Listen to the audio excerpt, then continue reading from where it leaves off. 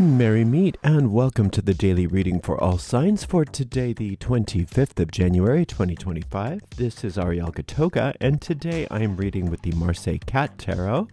Let's purify with my homemade Eau de Cologne 300-year-old formula. 3 sprays in this big room is more than sufficient, and it smells delightful.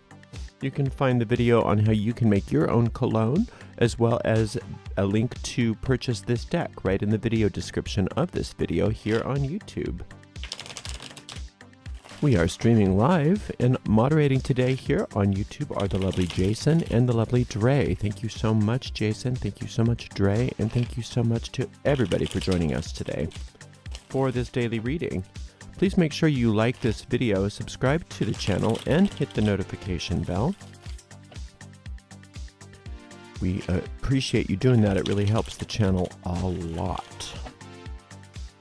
Our shop is located at arielscornershop.com, arielscornershop.com.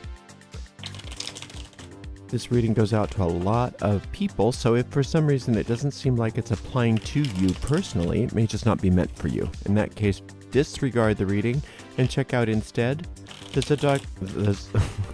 are those called, Ariel? Zodiacal readings for your own individual sun sign, rising sign, and or moon sign. And you can find the most recent of all those tarot streams right on our website, arielscorner.com. arielscorner.com. Just click I can't talk today. Just click on the free online tarot readings link in that main menu. I don't read with card reversals, so that's why I flip cards right side up. That's just how I like to read. All is well, I promise. If you'd like to donate to this channel, you can do that by going to paypal.me/arielgatoga, paypal.me/arielgatoga. Or live here on YouTube, you could use a super sticker or super chat right in the chat thread. Or on a restream, you could use a super thanks. We appreciate your support, and we really appreciate you for being here today. So without further ado, let's give this deck a nice cut and see what's in the cards for everybody today. 2 of coins, 3 of coins, and the Sun card. So, you know, the impatience about things, especially looking like financially or health-wise, that many of you have been going through, you're recognizing that you don't need to be. It's all resolving itself. And it's based on all the work you've done. And there's a big difference between doing good work and letting the work grow and trying to push the river. And I think many of you are recognizing the difference. Sometimes no matter how good of a job you do with something, it just takes a while for the results to happen. And so often when we think, oh no, it should be happening faster, we end up delaying it even more. So you're not doing that right now. You're putting your impatience in the past, and you're allowing your work to speak for itself and be underwritten by the solar light. Now, that solar light is simply one way of talking about the divine design. And the solar light, in my mode of operation, is the energy that emanates from sphere number 6 on the Hermetic tree of life, or the Hermetic tree. And what it is it's the life force behind the sun. So it's not just our sun and our solar system, it's a universal sun. I'm so sorry, I still haven't got my voice back yet. It's a universal sun. And it has the unusual and uncanny ability to rearrange things in our worlds so that they conform to the divine design. Now, if you're pushing and you're impatient, you're not getting the divine design. You're, in fact, delaying the divine design. And the divine design is designed to make you happy. It's designed to make you successful, happy, free, and in your own unique, wonderful way. And so your own version of that divine design, also called your true will, is something that is beyond your personality. And impatience comes from personality. So it's always good to recognize that. So if that impatience starts to come up again, just recognize it for what it is. It's just a little ego blip. And just calm down, take a few breaths, and know it's all working out. Everything is working out perfectly. And one thing you can do to make sure that you're aligning with that is use one of my solar light meditations. If that sounds like something interesting to you, you can go to you can go to YouTube and search Gotoga Solar Light. And there's two versions of that meditation. One is a wee bit longer than the other. All right, so we've got the Fool card, which I adore.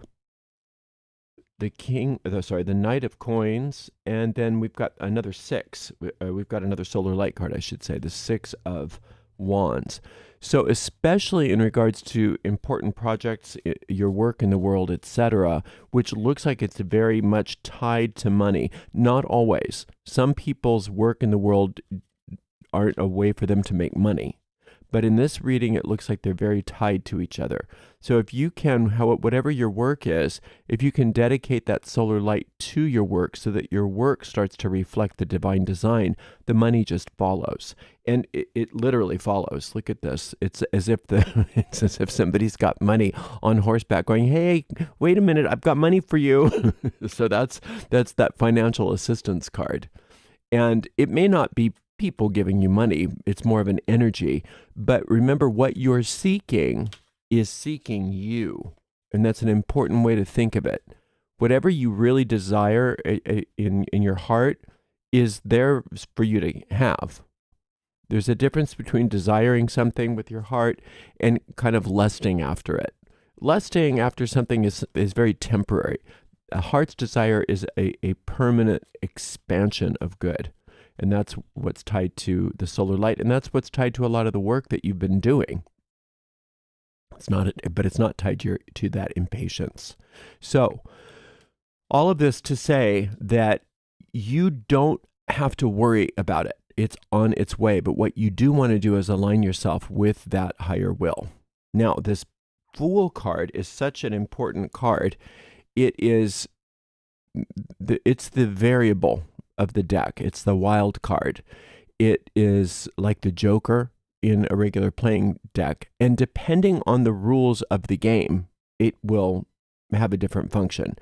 Sometimes they don't even include it.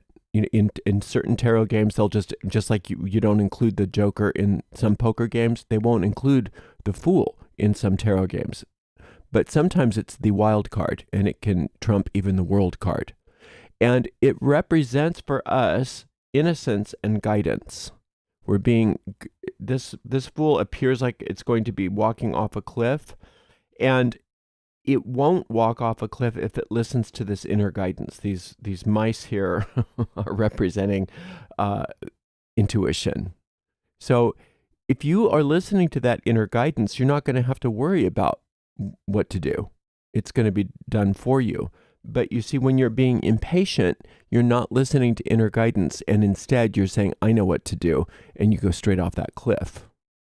Because this Fool is only foolish when they don't listen to the inner guidance, to that voice behind them, or within them, really. And the voice within them is saying, oh, careful, let's pull you back. And when they listen, they're fine. But when they say, no, I know what I'm doing, that's when they're being foolish, and they go straight off that cliff. And you don't want to go off that proverbial cliff. It's not like you're going to actually go off a cliff, but it can seem like it. It can seem like it when you, a lot of times people talk about taking their power back. There's a misunderstanding about what that means.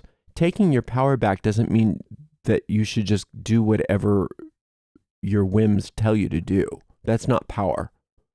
And sometimes people say, well, I'm taking my power back and I've decided I want to do this. And then they go straight off a cliff, proverbially, metaphorically speaking. So when you take your power back, you're really taking your power back here through that solar light. And it can seem like an external force because it's so different from our ego mind. But really what you're doing is you're aligning with your true will, with your true self, with your true desires, with your soul's desires. And your soul and your ego, very frequently, I would say most of the time, are not in agreement about what's going to make you happy.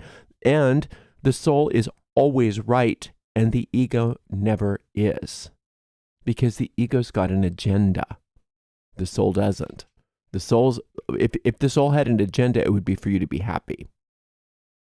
But the ego's agenda is for you to destroy yourself. It's for self-destruction. And the ego is very, very sly. And so this little bit of impatience, or a lot of impatience that you're experiencing, is just a ploy to get you off your center so that you don't reap all the benefits that are right in front of you, that are following you, and that are going to continue to grow. This Three of Coins is a slow moving but certain prosperity, financial prosperity that will grow and grow and grow. Now you're not limited to the slow moving Saturn, but you want it there. You want it there as a baseline, right? And then when you add that solar light to it, you've got two solar light cards that are saying, and the divine design wills for you to be happy, wills for you to be prosperous. Therefore, we are sending all of the funds that you need, because this looks like a financial reading to me. Now, if these coins represent something other than money, oftentimes health, then you have to reinterpret it for that or some other kind of asset, but usually it's money. So the universe wants you to have all the money that will make you happy, but they don't want that money to be something that you're chasing after all the time, that you're worried about all the time, that you're thinking about all on your own, coming up with your own schemes and ploys and plans. Instead, if you can let all of that go and just let yourself be guided and let the money come to you through the power of this solar light, then the money that comes to you is part of that divine design, and that divine design cannot be thwarted. It cannot be destroyed. Whereas everything that's a lust of the ego is temporary at best. It's the difference between that story in the New Testament of building your house on sand or building your house on rocks. If you're building your house on the ego's desires, then you're building it on sand and it's going to crumble. Whereas if you're building it on the divine design, you're building it on rocks, and no matter what happens, you're going to keep getting more and more wealthy and more prosperous. And that help that's coming, or that's here actually, it's not even coming, it's here, is no joke. It's a lot of help. And it's the exact opposite of this need to push, this need to make up your own mind and to scheme and concoct ideas for yourself. It's the opposite of that. It's fully formed, it's here, it's ready to help you. Now, all you have to do is turn off the impatience, open up and receive it. Accept that help, because it's part of the design. It's coded into the whole thing. It's part of it's dialed in, and you don't have to do anything about it except for receive it. Keeping your mind focused on that solar light or on that divine design and listening to that inner guidance is all that's required today. And it looks really good. It looks really, really good.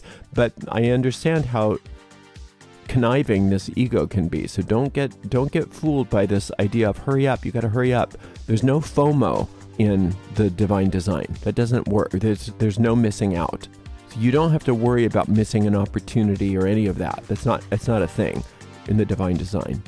So you're perfect just where you are, the way you are. And if you let go of any impatience, if you let go of any self-will, and you let yourself be guided and let that divine design manifest for you, boy, are you going to be happy. And it looks gorgeous. Thank you so much for spending some time with me. And thank you so much to the amazing moderators, Dre and Jason. We will see everybody for another daily reading tomorrow. Until then, blessed be.